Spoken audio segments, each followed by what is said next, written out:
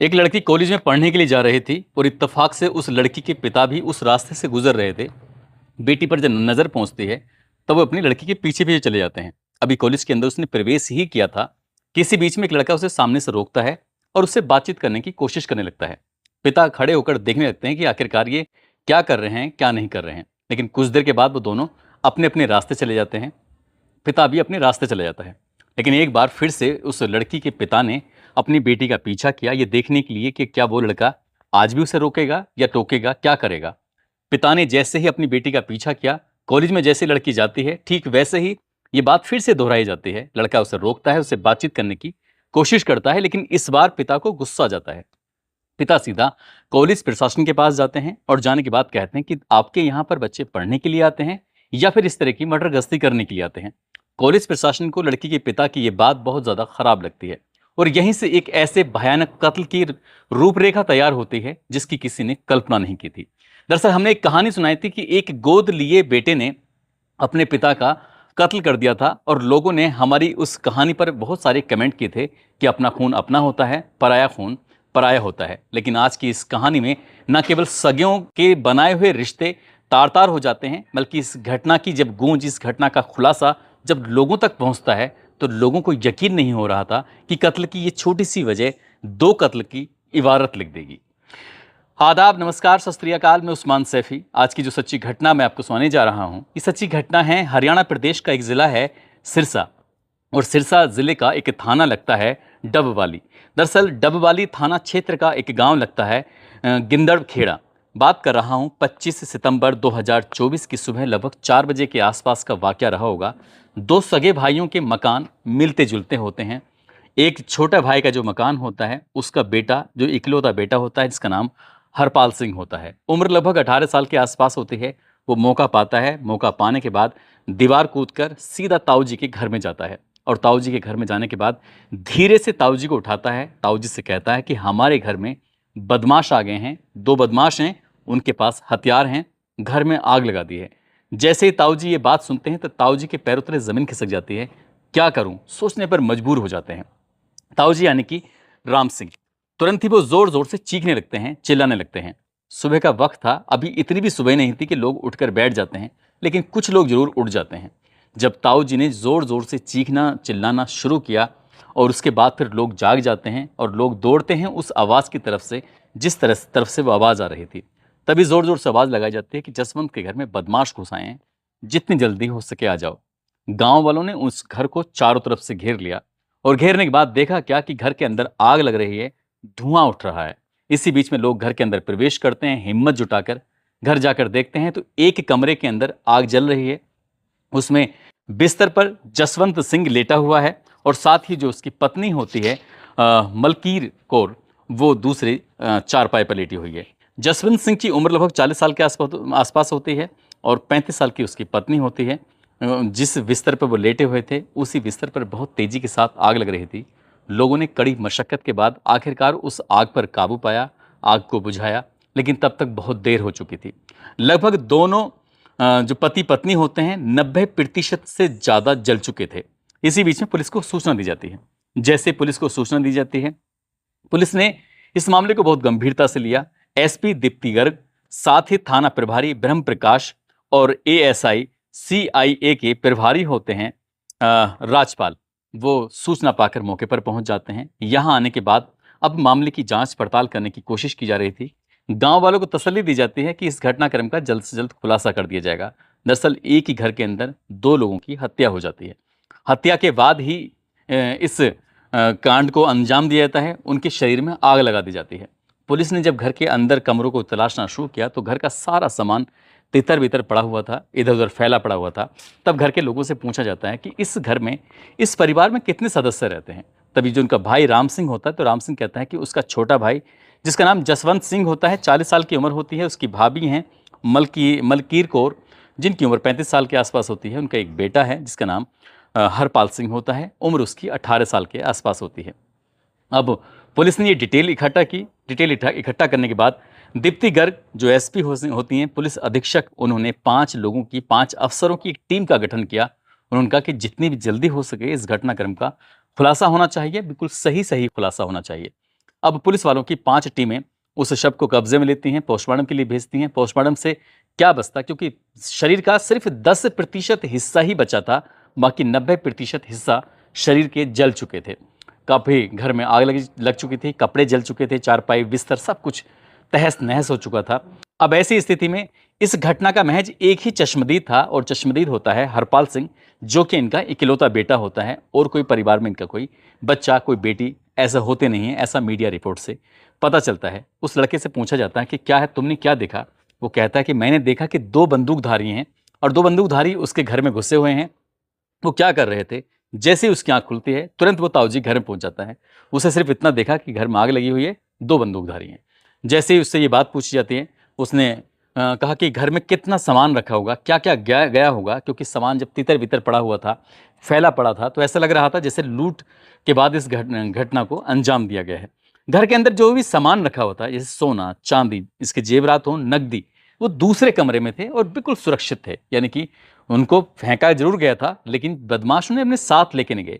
Police को यही बात अखर जाती है कि इतना सारा सामान फैलाया गया है, सब कुछ, लेकिन ये अपनी जगह पर पड़े हुए हैं, पैसे भी पड़े हुए हैं, जेवरात भी पड़े हुए हैं, कुछ तो जरूर दाल में काला है। साथ ही पुलिस ने उस मामले की वीडियोग्राफी कराई थी, और जैसे शरीर जो जले हुए थे, इनकी 10% जो बचे हुए थे, जिस अवस्था में वो पड़े हुए थे, यानी कि कोई भी व्यक्ति की जब हत्या की जाएगी तो विरोध करेगा, चीखेगा, चिल्लाएगा और बचने की कोशिश करेगा, लेकिन दोनों ही पति पत्नी ने बचने की कोई कोशिश नहीं की। इसलिए पुलिस को यहाँ भी कुछ ना कुछ शक सुबह होता है, और पुलिस ने फिर उस लड़के से अपनी तरह से पूछताछ करने की कोशिश की। उसने कहा कि जो भी घटनाक्रम है, उससे ऐसा लग ही नहीं रहा कि तुम्हारे घर में लूटपाट हुई है, उससे ऐसा लग ही नहीं रहा कि तुम्हारे माता और पिता ने विरोध करने की स्थिति में आए होंगे। उन्हें लग रहा है कि जैसे क्या उन्हें यूं ही मार दिया गया हो। लड़के से जब पुलिस अपनी तरीके से सख्ती से पूछताछ करती है, तब चौंकाने वाली बात सामने आती है। दरअसल लड़का लगभग 1 से 1.5 साल पहले एक लड़की के प्यार में पड़ जाता है, उससे मोहब्बत कर बैठता है, और जैसे ही उस लड़की के पिता को यह बात पता चलती है, तो पिता को बहुत ज़्यादा गुस्सा जाता है। लड़की के पिता ने अपनी आंखों से उन दोनों को देखा। इसके बाद जाके कॉलेज प्रशासन से शिकायत दर्ज कराई। लड़का गुरु नानक एक कॉलेज होता है, वहीं पर वो प्रथम वर्ष का छात्र होता है उसी कॉलेज के अंदर। अब प्रथम वर्ष के छात्र होने की साथ उसे लड़की से प्यार भी होता है। लड़की के पिता को बात पता चलती है तो प्रशासन से बताई जाती है, कॉलेज के प्रशासन से, और कॉलेज के प्रशासन सीधा इस लड़के के पिता यानी कि हरपाल के पिता जसवंत सिंह को बुलाते हैं और कहते हैं कि तुम्हारा बेटा यहाँ पर पढ़ने के लिए आता है, ये इस तरह से कॉलेज का माहौल खराब करने के लिए आता है। जैसे ही पिता को ये बात पता चलती है, पिता आग बबूला हो जाता है, गुस्से में आ जाता है। अपने घर जाने के बाद सबसे पहले बेटे का मोबाइल छीन लेता है। मोबाइल छीनने के बाद कहता है कि तुम्हें पढ़ाई करनी तो पढ़ाई करो, तुम अब मोबाइल का इस्तेमाल बिल्कुल नहीं करोगे। अब चाहे घर में कुछ भी बात हो रही है, बाप अपने बेटे को हर बात पर, किसी न किसी बात पर छींटाकसी कर रहा था, ताने कस रहा था कि तुम पढ़ नहीं रहे हो, हमारी बदनामी कर रहे हो। जब भी मौका मिलता था, अब वो घर में कुछ भी काम कर रहा है। लगभग 1.5 से 2 महीने तक यही सिलसिला लगातार चलता चला जाता है। लड़का छोटी छोटी बातों पर डांट खाता था। अब चाहे खाने की बात हो, पहनने की बात हो, चलने की बात हो, उठने की बात हो, जो भी बात होती है, पिता उसे हर बात पर डांटता था। इकलौता था, क्या करते, उसे सुधारने की कोशिश कर रहे थे। लड़का अंदर से इतना ज़्यादा गुस्से में आ जाता है, सोच लेता है कि अब मैं अपने पिता और माँ को हमेशा हमेशा के लिए शांत कर दूंगा। वो ऑनलाइन एक गोलियों का, कुछ गोली जो नशे की गोलियां होती हैं, उसका ऑर्डर देता है। ऑर्डर देने के बाद वो गोलियां आ जाती हैं। 24 सितंबर 2024 को ये कत्ल की पूरी प्लानिंग करता है। रात में जब खाना खाया गया था, कहता है कि माताजी, पिताजी, क्या आप लस्सी पियोगे? वो कहते हैं हाँ कि लस्सी पियेंगे। लस्सी बनाई जाती है और लस्सी में नींद की गोलियां मिला दी जाती हैं। अपनी माँ और अपने बाप को वो लस्सी में नींद की गोली मिलाकर दे देता है। मात्रा कुछ ज़्यादा कर देता है ताकि वो ज़्यादा गहरी नींद में सो जाएं। रात का जैसे ही 1 बजता है, ये 24 और 25 सितंबर 2024 की रात 1 बजे के आसपास का वाकया है। दोनों सोए हुए थे, आवाज़ लगाता है माँ, पापा, लेकिन दोनों में से कोई हरकत नहीं करते हैं, बिल्कुल शांत पड़े हुए थे। तभी लड़का इत्मीनान से अपने दूसरे कमरे में जाता है। एक लोहे की बड़ी सी रोड होती है जो भारी भरकम होती है। सबसे पहले वो अपनी माँ के पास जाता है, क्योंकि माँ भी खूब ज्यादा टोका-टाकी करती थी। इसके बाद उसने अपनी माँ के सिर पर 1-2 नहीं, लगभग 12 बार किए। 12 बार करने के बाद जब माँ कोई विरोध करने की स्थिति में थी ही नहीं, वो नींद की गोलियां उसे दी गई ही थी, वो उस पहली ही शायद रोड में वो मर गई होगी। वो मर जाती है। इसके बाद वो अपने पिता पर वार करता है। पिता को भी तब तक मारता रहता है जब तक उसके दिल को तसल्ली नहीं हो जाती कि ये मर चुके हैं। 15 वार किए हों या 20 वार किए हों। जब दोनों मर जाते हैं, उनके पास बैठ जाता है इत्मीनान से वो इत्मीनान से पास बैठने के बाद कहता है कि अब जितना चीख सकते हो चीखो, चिल्लाओ। तुम्हारी रोज रोज की ये चिक चिक बाजी से मैं बिल्कुल पूरी तरह से तंग आ चुका हूं। अब देखना चाहता हूं कि तुम कितनी बात करोगे, कितना चीखोगे, कितना चिल्लाओगे। वो तो मर चुके थे, शायद अब बोलने की स्थिति में थे ही नहीं। तब उस लड़के ने अपने घर के जितने भी कपड़े थे उन कपड़ों को इकट्ठा करता है। इकट्ठा करने के बाद उनकी डेड बॉडी के ऊपर डाल देता है। दोनों के अलग अलग उनके बिस्तर पर कपड़े डालकर कुछ कपड़े नीचे डाल देता है और उन कपड़ों में आग लगा देता है। जैसे जैसे कपड़े जल रहे थे वैसे वैसे वो भी जलने शुरू हो जाते हैं। लगभग आधा पौन घंटे तक जब वो कपड़े बहुत तेजी के साथ धू धू कर जलने लगते हैं और लाश जो रखी हुई थी वो चिताएं बन जाती हैं, वो भी जलने लगती हैं, तब उसने सोचा कि अब मैं शायद जाकर किसी से शोर मचाऊंगा, कुछ आगे की प्लानिंग करूंगा, किसी को पता नहीं चल पाएगा। इधर आग लग रही है, उधर वो कमरे में जाता है, सारा सामान फैलाता है, लेकिन उसने ना जेवरात से हाथ लगाया, उसने ना नगदी से हाथ लगाया। उसको उसने उठाकर या छुपाकर कहीं रखा ही नहीं, उसने बस इसको इधर उधर फेंका। जबकि जब लुटेरे आते हैं, चोर आते हैं तो चोरी करते हैं, सामान लेके चले जाते हैं, लूट करके चले जाते हैं। लेकिन यहाँ कुछ लूट हो ही नहीं थी।